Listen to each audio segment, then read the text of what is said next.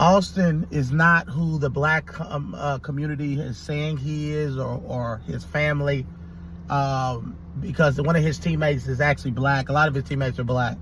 So we know it wasn't a racial thing. He has black people all over his ex, right? He shares their posts. That's not the signs of a racist kid. Most kids aren't racist. I've taught high school. They play around. They mess with each other. But that's not a reason to kill somebody. I taught my kids the right way. And what we taught our kids is that nonviolence is never the answer. You never use somebody, you go tell a teacher. That's what normal, civilized people, but we act like a bunch of thugs in the African-American community, a lot of criminals, like we are, like uncivilized animals. And I said it. But the teammate of Austin comes out and says that they're lying on him, that he was a great player, that he was an amazing kid, he wasn't a racist, and comes to his defense. This makes me more mad every time I look at this, see something like this. This was Austin Metcalf's last words on X.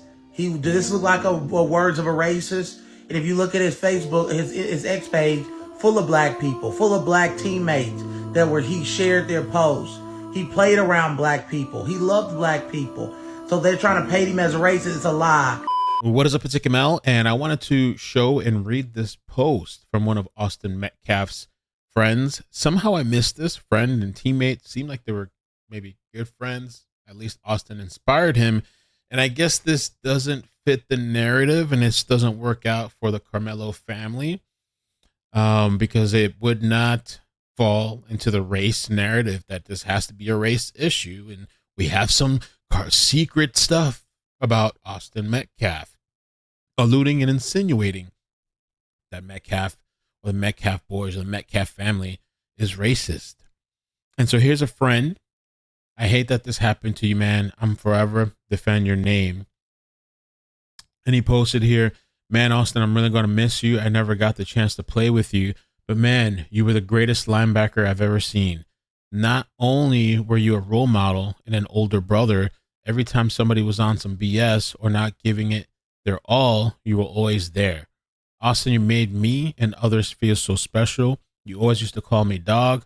And even when I was really a cat or puss, then you'd tell me you believe in me, that you love me, and that I could be great. You believed in me when I didn't believe in myself. Ever since freshman year, when I was in your competition group and we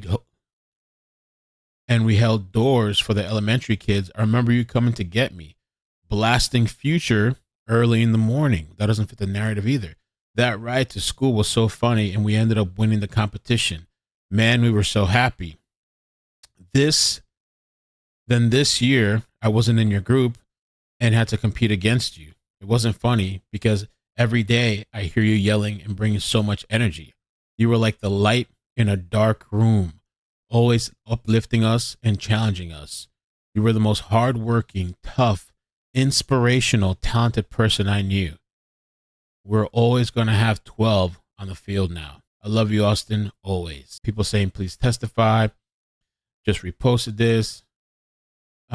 And I'm sure this guy, this friend of his, is probably being DM'd and blasted and called all kinds of things. Probably, I wouldn't be surprised. And check out Austin's last post on X. Faith that God got me and my work will pay off. Look at that, right?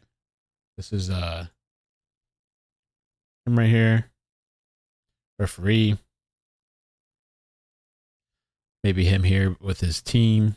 I've seen a lot of terrible things this week, things that have actually brought tears to my eyes, but I haven't seen anything quite as animalistic as this. Everybody has a right to think and feel how they want about this case, but you also have the obligation to still act like a decent human being. I'd say that this is vile and disgusting, that those words don't even come close to doing this justice. What if the roles were reversed and we made a t-shirt like this and mocked the death of a child? There would be literal rioting in the streets. There's a verse in the Bible that I'd like you to hear. It says this: be not deceived, God is not mocked. Whatever a man sows, that's what he'll reap. What you're putting out into this world is going to come back to you tenfold. It's pretty wild what the whole case has turned into and become, and almost ironic given that Austin, not racist, but become that, and he's been accused of that. His whole family has been accused of that.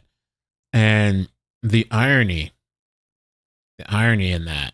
And, honestly, it seems like some of the most racist people to me, and some of the people are the ones screaming racism, seem to be the most racist ones in this case. I think on either side, it's actually exposed people's inner hatred, like the Lang situation where they dunked on the father, however you feel about that, or the Carmelo family, or any. It's really just people's hatred and anger and personal experiences in life that's come forward.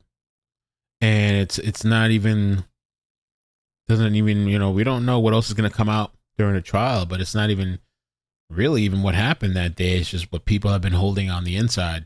And Austin Metcalf's father not wanting to speak at this Protect Whites protest makes sense. There's a trial that has to come up. They're going to use anything and everything they can. There's a racial aspect that's been injected into this all over the media. And they're portraying, in some instances, Austin's being portrayed as racist. And so that wouldn't help for him to get up on stage and start speaking at this rally. The whole thing just got twisted with that whole situation. I guess it helps their case because it's a jury trial, right? It's going to be a jury trial. Jury of the peers is going to decide.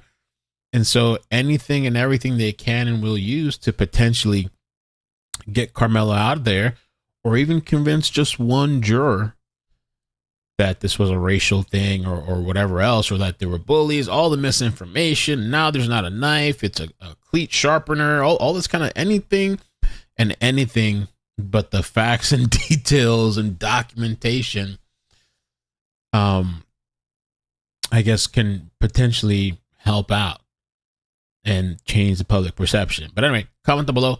I made a playlist.